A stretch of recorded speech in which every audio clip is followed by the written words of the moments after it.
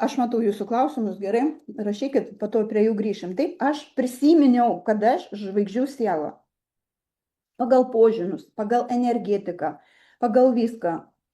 Ir kai aš supratau, prisiminiau, ta prasme, kaip tu prisiminsi, tu nuėjai kažką tai ne, tai yra procesai pas tave paleidžiami. Pavyzdžiui, kai aš buvau irgi valymo procesuose, aš pramačiau daugybę savo gyvenimo įsikūnijimų mačiau. Jūs gal irgi tokią patirtį esat ir aš į jas kažkartais nueidavau, bet dabar, kada su manim dirbo aukštesnė sąmonė, tiesiog aš mačiau daugybę įsikūnijimų. Ten vieną gyvenimą, mačiau, kad aš stoviu sniege, kituose ten, žodžiu, visko buvo daug.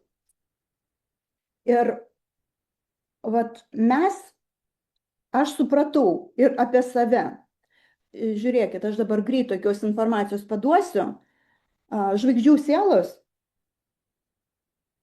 tai yra apie 20% visos planetos populiacijos.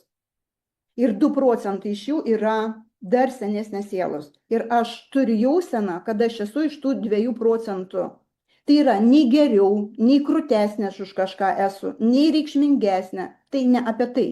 Mes kiekvienas esam unikalus visatos, kaip pasakyti, elementas, ar ne?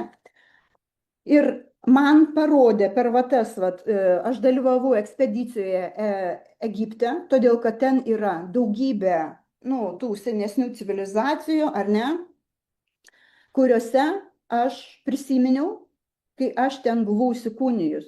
Aš labai aiškiai mačiau savo vietą ten, netgi kai kuriuos žmonės savo mačiau tame.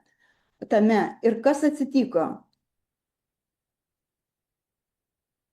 Atsitiko šviesos kūno aktyvacija. Ką tai reiškia?